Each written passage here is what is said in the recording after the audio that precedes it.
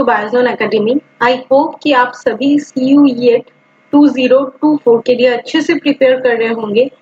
ये वाला जो लेक्चर सीरीज आएगा उसमें हम लोग कुछ रैपिड क्वेश्चंस एंड आंसर को डिस्कस करेंगे with explanation. So let's start. In Human Genome Project, which chromosome sequenced at last? Chromosome 3, chromosome 21, chromosome 2 and chromosome 1. So the correct option is chromosome 1. Why? Because chromosome 1 approximately contains 3141 genes. और ये भी बोला जाता है जो chromosome 1 है वो सबसे ज्यादा जीन रिच एक क्रोमोसोम भी है। और ये जो क्रोमोसोम है क्रोमोसोम 1 इसको सीक्वेंस करने के लिए बहुत टाइम लगा था और ये सीक्वेंसिंग खत्म हुआ था मई 2006 में। So the correct option is chromosome 1। Next question, the gases which are transparent to solar radiation but retain long wave heat radiation are called radioactive gases, nitrogenous gases, inert gases or greenhouse gases. So the correct option is greenhouse gases. Why? Because greenhouse gas act as both absorbent as well as radiant for infrared radiation. Also ये transparent भी होता है for solar radiation. Also transparent भी होता है to the solar radiation. So the correct option is greenhouse gas. Next question. Which of the following exhibit biomagnification? DDT, mercury, both A and B and SO2.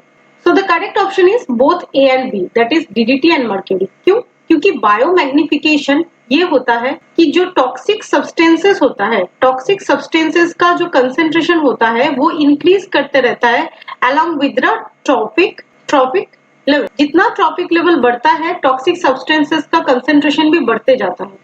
ऐसा क्यों होता है? क्योंकि toxic जो substances है ये प्रॉपर्ली मेटाबोलाइज भी नहीं होता है और इसको एक्सक्रीट आउट भी नहीं किया जा सकता। तो ये क्या होता है, along with the trophic level ये एक ट्रॉपिक लेवल से नेक्स्ट ट्रॉपिक लेवल के पास ट्रेवल करते रहता है। तो इसी को हम लोग बायोमैग्निफिकेशन बोलते हैं और इसमें जो बहुत ज्यादा की रोल परफॉर्म करता है that is DDT and mercury. So the correct option is both A and B.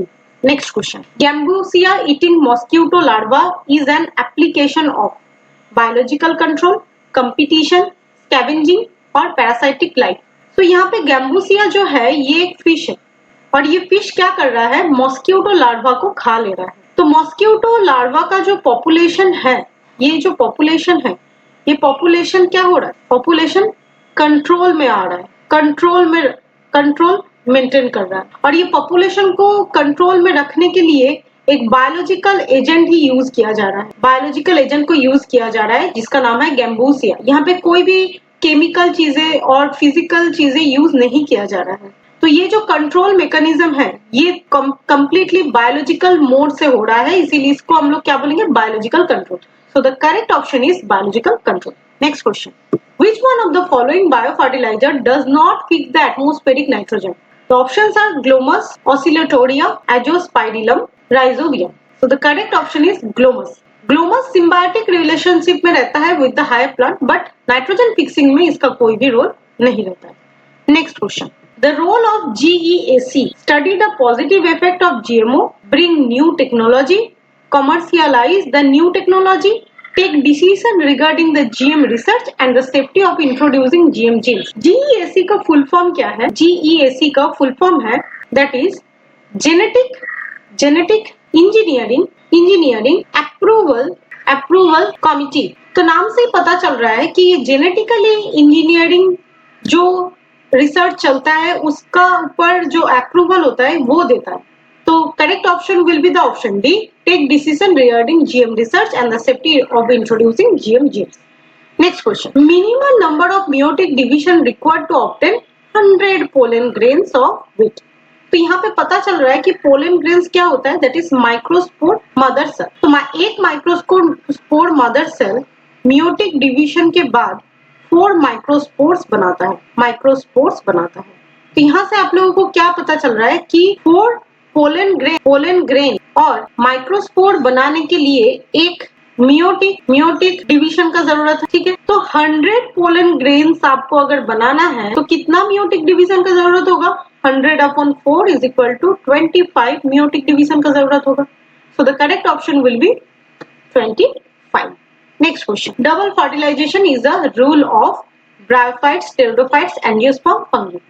तो पहले ही मैं बता दूं, डबल फर्टिलाइजेशन जो है ये हायर प्लांट्स में देखा, हायर प्लांट्स का एक कैरेक्टर। अब जो हायर प्लांट है इसमें डबल फर्टिलाइजेशन मतलब जो मेल स्पोर आता है ये दो बारी क्या होता है, फ्यूज होता है। एक बारी फ्यूज होता है एग सेल के साथ और एक बार फ्यूज होता है किसके साथ, दैट इज पोलर न्यूक्लियर के साथ। तो डबल फर्टिलाइजेशन हो जाता है क्योंकि दो बार मेल न्यूक्लियर फ्यूज होता है और ये कहाँ पे देखा जाता है, दैट इज हायर प्लांट में।